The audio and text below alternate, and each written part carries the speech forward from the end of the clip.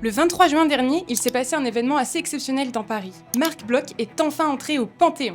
En fait, Marc Bloch est un historien. Dans les années 1920, il est occupé à feuilleter l'ouvrage d'un ami quand au bout d'un moment, il se rend compte qu'une image revient encore et encore dans le livre. Il s'agit d'un ensemble d'enluminures un peu étranges dans lesquelles on voit un roi en train de toucher le visage d'une personne agenouillée devant lui. Ces œuvres illustrent la croyance très répandue des rois thaumaturges. En gros, dès le Moyen-Âge, on se met à croire que les rois ont le pouvoir de guérir les écrouelles, une maladie de la peau située au niveau du cou. Marc Bloch connaît déjà ce mythe, mais ce jour-là, il a envie d'aller un peu plus loin. Au fil de ses recherches, il finit par se rendre compte que le mythe des écrouelles a été monté de toutes pièces pour faire croire à une sorte d'autorité supérieure du roi. Une bonne manière d'asseoir son autorité. Avec l'abolition de la monarchie et l'évolution de la science, cette croyance a fini par disparaître. Pour Marc Bloch, le plus important, c'est pas de savoir si le mythe est vrai ou faux, mais c'est de comprendre comment il est né. De ses études, il sort donc un livre publié en 1924, Les rois thaumaturges.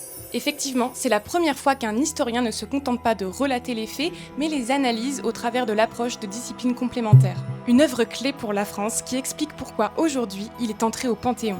D'ailleurs, pour honorer la mémoire de cet historien qui a également été résistant durant la Seconde Guerre mondiale, le Centre des Monuments Nationaux présente jusqu'au 10 janvier 2027 l'exposition Marc Bloch, l'esprit de l'histoire dans la crypte du Panthéon. Une belle manière de lui rendre hommage.